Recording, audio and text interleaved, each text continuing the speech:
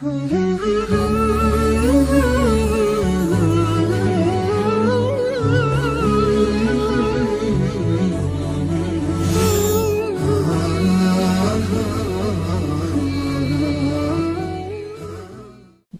بالله من الشيطان الرجيم. بسم الله الرحمن الرحيم. قال تعالى: وإذا جاءك الذين يؤمنون بآياتنا فقل سلام عليكم. فسلام عليكم مشاهدينا الكرام ورحمة الله وبركاته. أهلا بكم، وهذه الحلقة من برنامجكم حوارات قرآنية، الإيمان بالغيب في القرآن الكريم. بسم الله الرحمن الرحيم. ألف لام ميم، ذلك الكتاب لا ريب فيه هدى للمتقين الذين يؤمنون بالغيب ويقيمون الصلاة ومما رزقناهم ينفقون. صدق الله العلي العظيم. مشاهدينا الأكارم، الإيمان بالغيب هو من الأسس العقدية لدى المسلمين. نناقش هذا الموضوع مع ضيف البرنامج سماحة السيد عبد السلام زين العابدين، أستاذ علوم القرآن. مرحبا بكم معنا سماحة السيد في هذه الحلقة أيضا. الله يبارك فيك، أهلا وسهلا فيك. سماحة السيد، يعني الإيمان بالغيب، ما هو مفهوم الإيمان بالغيب وما هي الآثار التي تترتب على الفرد عندما يؤمن بالغيب؟ تفضلوا سماحة السيد. بسم الله الرحمن الرحيم. الحمد لله رب العالمين. اللهم صل على محمد وعلى آل محمد كما صليت على إبراهيم وعلى آل إبراهيم إنك حميد مجيد. طبعا هناك عالم غيب وعالم شهادة. نعم. الذين لا يؤمنون بعالم الغيب، يعني يكتفون بعالم الشهادة، تفوتهم الكثير من الحقائق. نحن كثير من الأمور، من الكائنات، يعني من المستقبليات، المستقبل غيب. نعم. صحيح. الآخرة غيب، يوم القيامة غيب. صحيح. نعم. التاريخ غيب، يعني نوح عليه السلام، نحن نقرأ قصص نوح، مو صحيح؟ نعم. نقرأ قصص موسى لكن وعيسى. تفاصيلها بالضبط. فإذا الغيب، كثير من المخلوقات غيب.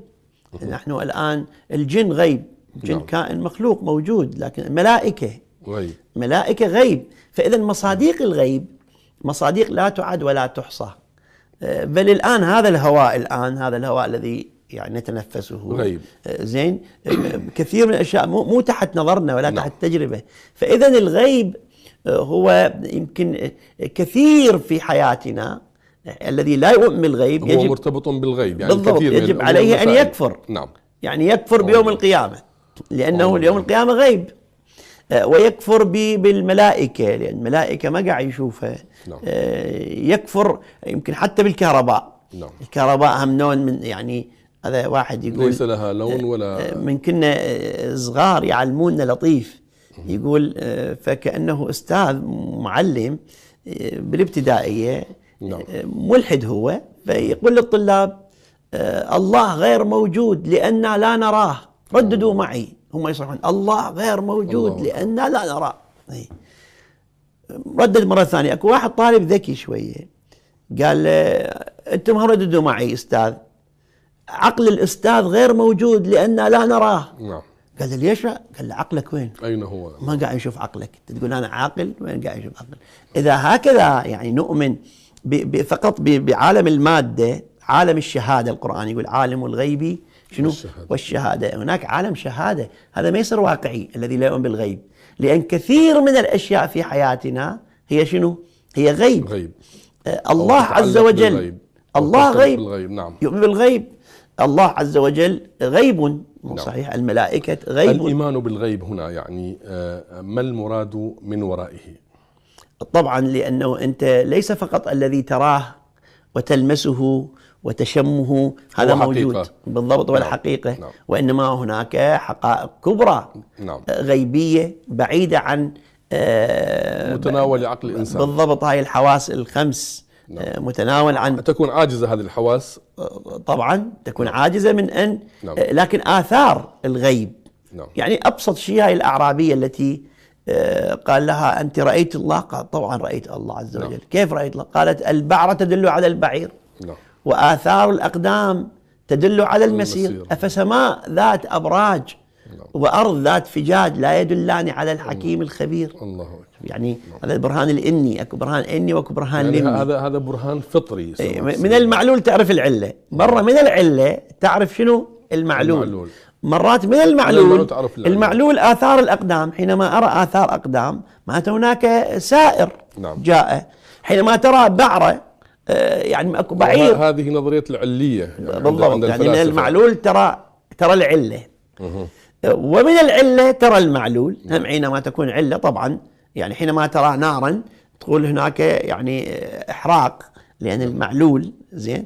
فإذا الإيمان بالغيب بالحقيقة هو إيمان بالكون، بالحقائق الكونية التي ليست هي من شنو يعني تحت أنظارنا. نعم. سمعت يعني الإيمان بالغيب هل هو يعني فقط لفظا أم لفظا واعتقادا؟ طبعا يعني مو بس يعلم الغيب، اكو علم الغيب واكو الإيمان بالغيب. نعم. شوف مثلا بعض الناس، الإمام علي عنده كلمة جدا رائعة يقول: لا تجعلوا علمكم جهلا ويقينكم شكا. كيف ذلك؟ صحيح. عجيب. لا تجعلوا علمكم جهلا ويقينكم شكا. قالوا له: كيف يعني العلم يكون جهل واليقين يكون شك؟ قال: فإذا علمتم فاعملوا وإذا تيقنتم فأقدموا. الله. تقول أنك تؤمن بيوم القيامة. الإيمان بيوم القيامة من أكبر الإيمان بالغيب. الإيمان بيوم القيامة كيف يجسد هذا؟ ليس كلمة تقال. أن تؤمن بيوم القيامة يعني تؤمن بأمرين أساسين. نعم. الإيمان بيوم القيامة. وبعض الأخوة مع الأسف الآن هاي موجة الإلحاد يتصور يعني الإيمان بيوم القيامة بالعكس، يعني أنت لأنه يائس من الدنيا أو ما تقدر تحصل على أمور أو كسول، يعني دلالة على الكسل والخمول وعدم الحركة، بحيث أنت شنو كأنك تطلع إلى يوم آخر، يوم قيامة. بالعكس، الذي يؤمن بيوم القيامة يؤمن بأمرين أساسين. نعم. الأمر الأول أن كل حركة من حركاتك محاسب عليها. نعم. يعني الرقابة الذاتية. رقيب على نفسك. بالضبط. ما يلفظ من قول إلا لديه رقيب عتيد. فمن يعمل مثقال ذرة خيرا يره ومن يعمل مثقال ذرة شرا يره. أنت تحت المجهر أيها الإنسان. مثاقيل. نعم. يعني مو كيلوات، مو أطنان. فمن يعمل مثقال ذرة يعني خيرا يره. مثقال ذرة من الخير تراه خيرا، زين. فمن يعمل مثقال ذرة خيرا يره، يعني يرى هذا الخير. ومن يعمل مثقال ذرة شرا شنو يره. نعم. يرى هذا شنو، يرى هذا الشر. إذن أنت عندك ميزان دقيق. ونضع الموازين القسط ليوم القيامة. شوف بعض المفسرين مع الأسف ماذا قال هنا اليوم بمعنى في، خطأ طبعا. نعم. ونضع الموازين القسط ليوم، مو في يوم. لماذا؟ لأن أنت حينما تكون عندك موازين قسط وعدل سوف تحاسب وفق الموازين التي تملكها. ولهذا الموازين هي في الدنيا. هذه الموازين ليست في الآخرة، وإنما موازين الآخرة تحاسب وفق يعني عفوا بس هاي النظرية كلش يعني جدا مهمة. نعم. أنت في الآخرة تحاسب وفق الموازين الدنيوية التي وضعها الله في الدنيا. نعم. ولهذا ونضع الموازين القسط ليوم، يعني في الدنيا هناك موازين قسط، هناك موازين عدل، هناك قيم، هناك مبادئ.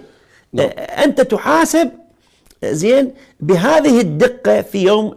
ثانيا بعد في شيء ثانيا، الذي يؤمن بيوم القيامة يؤمن بالعطاء، يؤمن بالتضحية. أصلا الشهادة شنو الشهيد؟ الشهيد زين ولا تقولوا لمن يقتل في سبيل الله شنو؟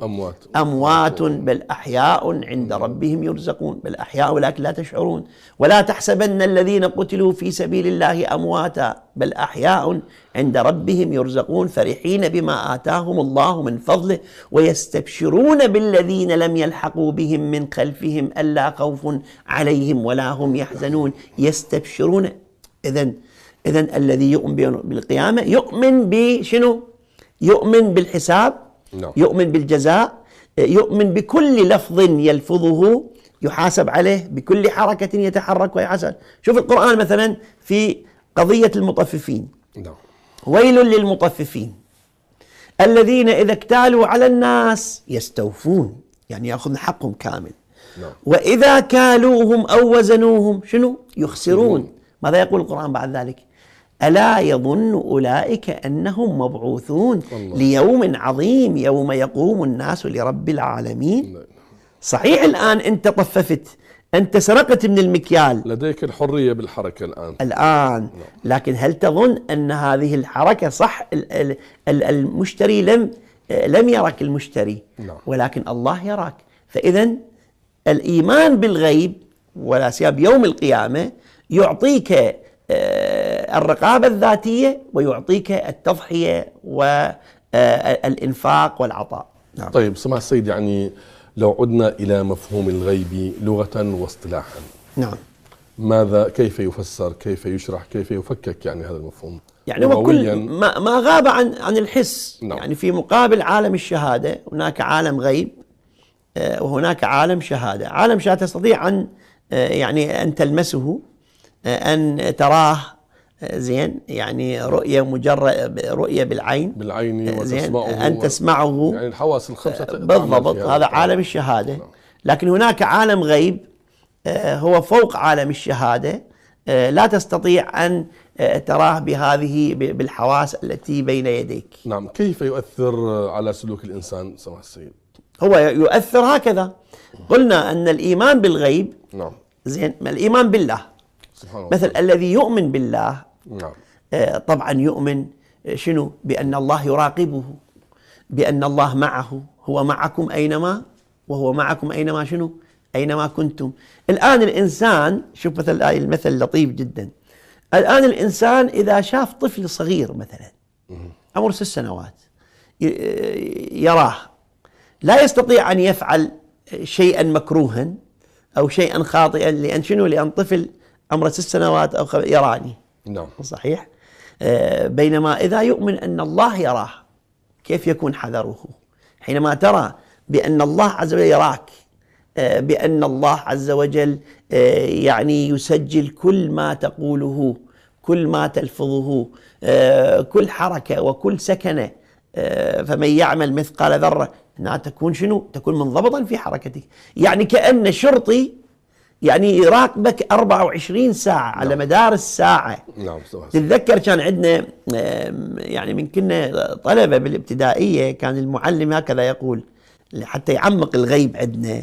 كان يقول في طفل يعني مدرسة بالصف الأول ابتدائي، فالمعلم قال اكتبوا 1 1 1. هذا أول درس، تعرف صفحة كاملة يمليها 1 1 1 1 2 2. زين، فقال كتبوا 1 1 صفحتين، لكن بشرط أن ما في واحد يراكم، ما في واحد يراكم. فالطلاب كلهم راحوا كتبوا يعني في خلوة، فقط طفل واحد لم يكتب شيئا. المعلم قال له ماذا تكتب؟ قال له يا أستاذ أنا أنت قلت كل ما يراك أحد، نعم، وأنا وين ما أروح تعالى موجود في يعني يراقب الكل. بالضبط. شوف هذا الإنسان حينما يشعر بأن الله يراقبه، نعم، أولا يحذر، ثانيا يعني إذا كان الرقابة مع التسديد. نعم. طيب سماحة السيد، نذهب إلى فاصل ثم نكمل الحوار معكم في إطار هذه الحلقة الإيمان بالغيب. مشاهدينا الأكارم، انتظرونا بعد هذا الفاصل.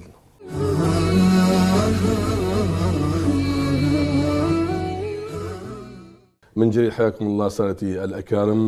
سماحة السيد، يوم القيامة والنفس اللوامة، نعم، كيف يعني نوافق بينها وبين الإيمان بالغيب؟ هل هناك توافق؟ هل هناك رابط بين هذه أحسنت. يعني شوف هنا مثلا النفس اللوامة ما علاقة النفس بيوم القيامة. نعم. لا أقسم بيوم القيامة ولا أقسم بالنفس اللوامة أيحسب الإنسان أن لن نجمع عظامه بلى قادرين على أن نسوي شنو؟ بنانه. بل يريد الإنسان ليفجر أمامه. شوف يفجر، هذا الإيمان بالآخرة. بل يريد الإنسان ليفجر أمامه، يسأل أيان يوم القيامة. القرآن يقول هذا المشكك بيوم القيامة أو الناكر ليوم القيامة، هل العقل يعني يفرض عليه هذا الإنكار؟ لا، وإنما الأهواء. هو يريد أن يفجر. شنو يفجر؟ يعني يشق.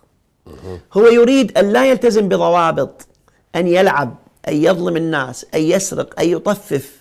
زين، إذا أكو يوم قيامة شنو؟ يحاسب. نعم. زين، هذا واحد يقولون طفل صغير، فقال اكتب واحد، اجى ما كاتب واحد، كاتب أعوج، اكتب اثنين، اكتب كذا. فالمعلم قال له ليش ما كاتب واحد؟ قال له استاذ انا ما اقدر، ايدي عوجه، يعني شو ما تكتب واحد. جاب ايده كذا لاثها هيك، ما كتب واحد. بعدين بعد يومين ثلاثة اسبوع اسبوعين جاءوا بأبيه، يابا هذا ابنك ما يكتب واحد. نقول له اكتب واحد ما يكتب، الى ان بطل الاب، بطل المدرسه، بطل ابنه، طلعه اشترى له بسطيه اكو بيها حامض حلو، قمر الدين كذا، يحب هذا البسطيه يبدو. بعدين شافه ابوه، شاف هذا ذكي، يعني يتعاطى يتعامل بالاموال وكذا، يعرف يحسب. قال له بابا انت ليش ما تعرف تكتب واحد؟ قبل شهرين قال له بابا اذا اقول لك لا ترجع للمدرسه. قال له لا ما رجعك. قال له اقسم بالقران، اقسم بالقران ابوه ما يرجع للمدرسه. قال له بابا اليوم اذا اكتب واحد بعد شنو اكتب؟ اكتب اثنين، بعد بكره شنو اكتب؟ ثلاثه، وبعدين حساب وجبر ومثلثات وانتجريشن وديفرنشيشن، تكامل كأنه هذا الطفل عرف اليوم إذا يكتب واحد بعد شنو يكتب لازم؟ يعني هاي الخطوة الأولى بالضبط. الخطوة يقول لك أنا ما أخطو. بعض الناس هكذا، إذا آمن بيوم القيامة مصيبة. إذا يوم القيامة يؤمن بالحساب، يؤمن بالجزاء، يؤمن إذا سارق، مو حتى وإذا الوحوش حشرت. بعضهم يقول حشرت، لماذا تحشر الوحوش؟ لأن أكو حساب فيما بينها أو فيما بينها وبين الإنسان. نعم. أتذكر مرة الوائلي رحمة الله عليه في محافظ محافظات الجنوب، فقال وإذا الوحوش حشرت، قاعد يفسر إذا الوحوش حشرت، فقال من جملة التفاسير إذا الوحوش حشرت أن الإنسان يحاسب. طبعا أكو تفسير يؤخذ للجماء من القرناء، يعني القرناء أم القرون، الحيوان بيقرون، هذا ينطح الماء عنده يحاسب ما بينه. في تفسير لا، يحاسب الإنسان الذي يسرق مثلا أو يعذب حيوان، كأنه يحاسب يوم القيامة على هذا التقصير أو هذا الذنب. فواحد إجاء عربي قال له شيخنا عن التفسير الثاني أن الإنسان يحاسب بين الإنسان والحيوان.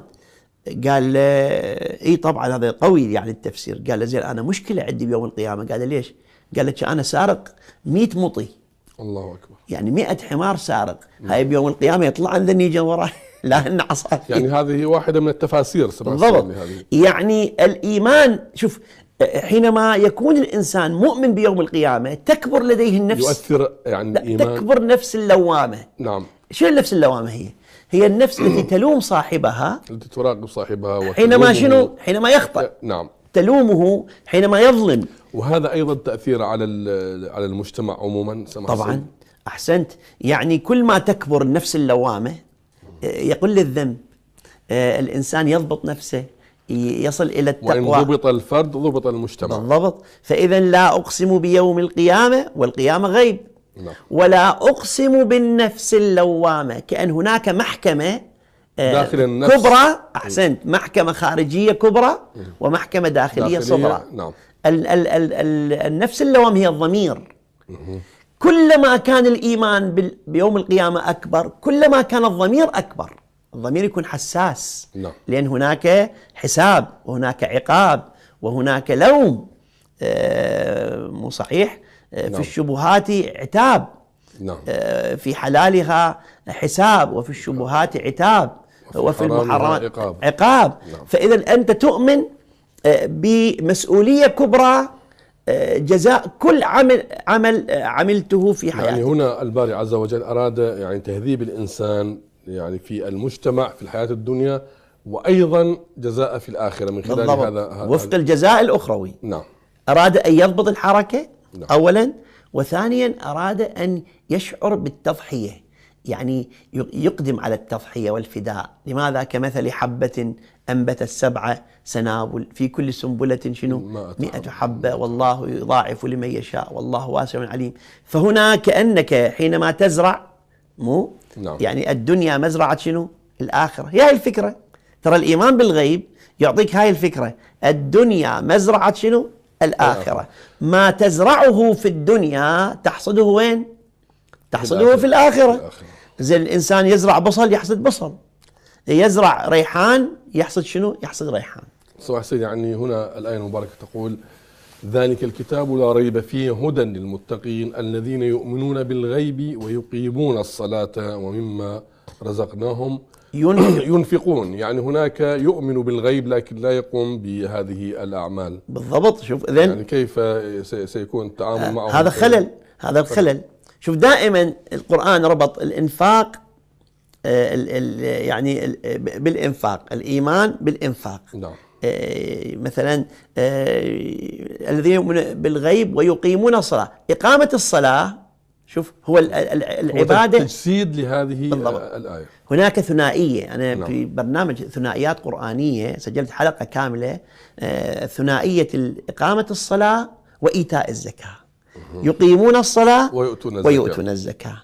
يقيمون الصلاة ومما رزقناهم شنو ينفقون. لماذا؟ لأن الإيمان بالغيب يجعلك تقيم الصلاة مو تقوم. فرق بين القيام بالصلاة وبين إقامة إنشاء. شون إقامة البناء. الإقامة ترى غير القامة. القرآن يقول على المنافقين، يقول وإذا قاموا إلى الصلاة قاموا كسالى. شوف قاموا يعني فعل ثلاثي، بينما أقام يقيم أحيا الصلاة. يقيم أحسنت، من فعل رباعي من أقام يقيم، قام يقوم. بعض الأخوة مع الأسف والأخوات ما يفطنون لهذا الاشتقاق، يتصور يقيمون يعني يقومون.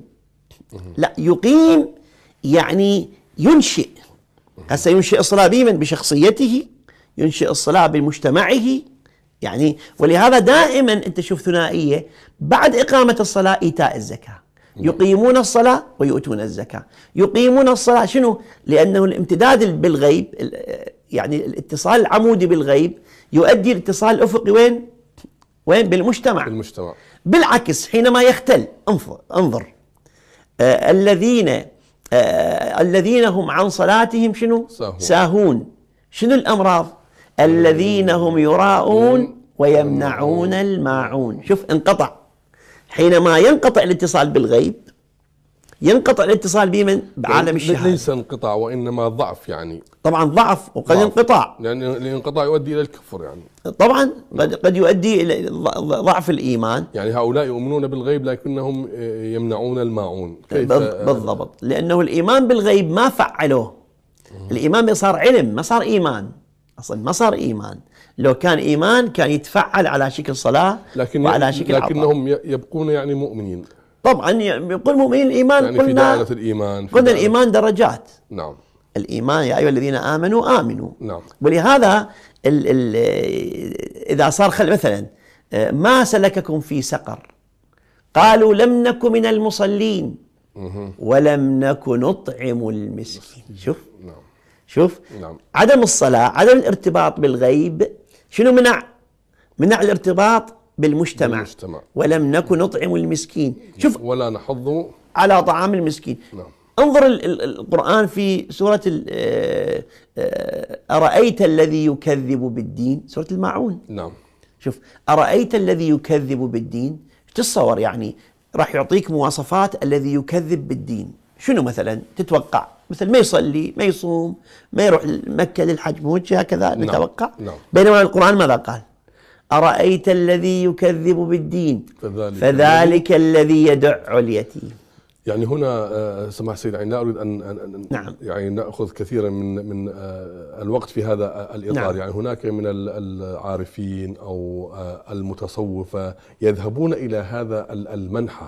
نعم. يعني يؤكدون على الأعمال الصالحة قبالة العبادات. أكيد. يعني أرأيت الذي يكذب بالدين فذلك الذي يدع اليتيم ولا يحض على طعام المسكين. ثالثا فويل المصلين. يعني هذا يكذب بالدين بالضبط. إذا شنو معناته؟ لم يطعم المسكين. يعني معناته شنو؟ يعني الدين المعاملة هنا هذه يعني الدين يعني مراعاة شؤون الآخرين، شؤون المجتمع، ولا سيما الضعفاء معنويا والضعفاء ماديا. نعم. الضعيف المعنوي من اليتيم. الله سبحانه وتعالى أراد الناس أن يتراحموا. نعم. أن يكون هو هذا الدين الحقيقي. هو هذا الدين. وإلا صلاة نعم. من دون إطعام مسكين، نعم. من دون إكرام يتيم، هاي ليست بصلاة. نعم. هاي صلاة ساهية، مو صلاة حقيقية. دائما هناك ارتباط بين إقامة الصلاة نعم. وإيتاء الزكاة. إقامة الصلاة، يا بني انظر لقمان عليه السلام، يا بني أقم الصلاة، شنو؟ وأمر بالمعروف وانهى عن المنكر واصبر على ما أصابك. إذن الصلاة تعطي أمر بالمعروف. يعني هنا صار تغيير كثير للمفاهيم الدينية التي تعود عليها المجتمع الإسلامي. شكرا لكم سماحة السيد عبد السلام زين العابدين، أستاذ علوم القرآن وتفسيره، على ما طرحته وما أوضحته للمشاهدين في هذا الإطار، في هذا المجال، الإيمان بالغيب. مشاهدينا الأكارم، شكرا لكم لحسن المشاهدة والمتابعة. انتظرونا وحلقة قادمة بإذن الله تعالى وبرنامجكم حوارات قرآنية. دمتم برعاية الله.